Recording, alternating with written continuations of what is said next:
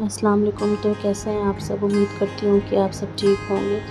तो जब मैंने आपसे उस दिन कहा था कि मैं आपको देसी स्टाइल में दही फुल्की कैसे बनती है वो मैं बताऊँगी, तो फिर हियर इज़ द रेसिपी। उसको बनाने के लिए सबसे पहले मैं हरी धनिया लेती हूँ, 1 अदद मिर्चा लिया था और आधा प्याज लिया था, उसको फ़ाइन चॉप कर लिया। पहले उसको जब चॉप कर लेंगे तो उसको ध्यान रखेंगे कि वो फ़ाइन हो, क्योंकि ये प्याज की पकौड़े तो बन नहीं रही, दही फुल्की बना रही हूँ, तो फिर इसमें बहुत कम, सिर्फ़ एक टेस्ट के लिए। और जब आप फुल्की खाएँ तो वो ब्लैंड बेसन ना लगे, वो उसमें कुछ टेस्ट है, इसलिए मैं डालती हूँ। सबसे पहले मैंने इसको चॉप कर लिया, फिर मैंने एक बोल में लिया बेसन और उसमें थोड़ा-सा हींग डालूँगी। और हींग की महक मुझे बहुत अच्छी लगती है, आप चाहें तो डालें, ना डालें तो आप नहीं डालना चाहते हैं तो आप स्किप कर सकते हैं। उसके बाद फिर मैंने अपना चॉप किया हुआ हरी धनिया, हरा मिर्चा और प्याज डाल दिया और फिर मैं इसमें डाल दूँगी chilli flakes, salt to taste और भुना पिसा ज़ीरा।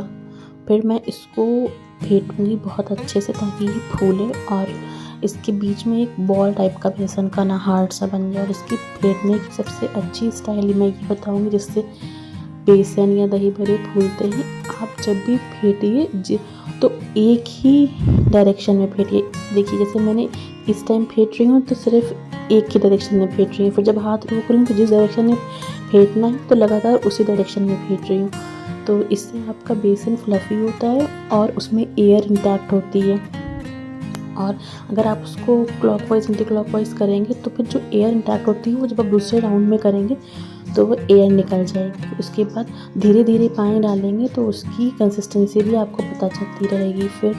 और तब जब भी बेसन का कोई चीज़ फ्राई करें, दही फुल्की या पकौड़ी हो या दही बड़े हों, तो हमेशा एकदम जिसमें भी फ्राई करें उसमें बहुत तेल भर के ना रख लें। हमेशा इतना रखें कि थोड़ा सा वो चीज़ तेल के ऊपर रहे, तो फिर वो फूलती है।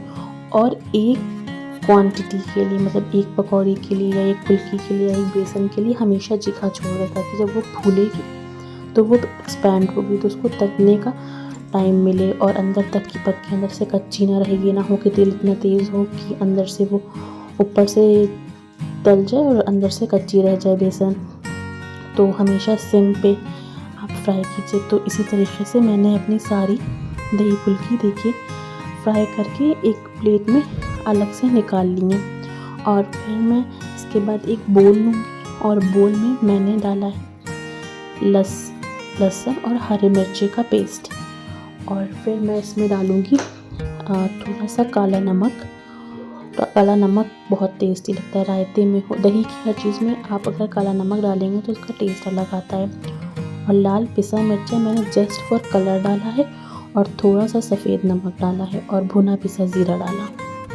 उसके बाद मैं इसमें डाल दूँगी दही और दही डाल के इसको अच्छे से पहले ये मसाला मिक्स करूँगी, फिर दही डाल के अच्छे से मिक्स करूँगी। लेकिन उससे पहले मैंने एक बर्तन में पानी लिया है और अपनी फ्राई की हुई फुल्की डाल दूँगी।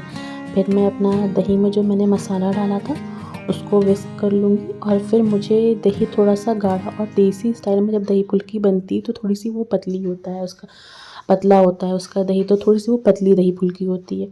तो फिर मैंने उसमें अपनी दही फुल्की सारी डाल दी।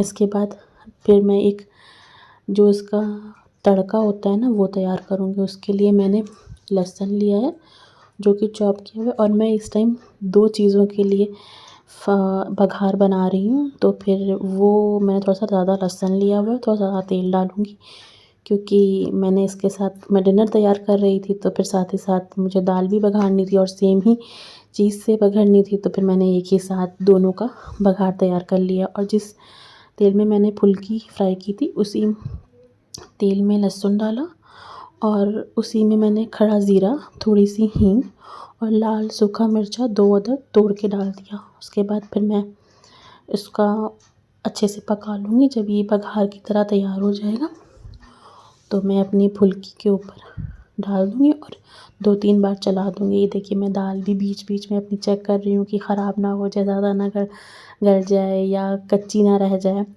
तो मैं बीच-बीच में अपना डिनर का भी काम कर रही हूँ। होप आपको मेरी वीडियोज़ पसंद आ रही होंगी। अगर आ रही होंगी तो please do like, share and subscribe to my channel.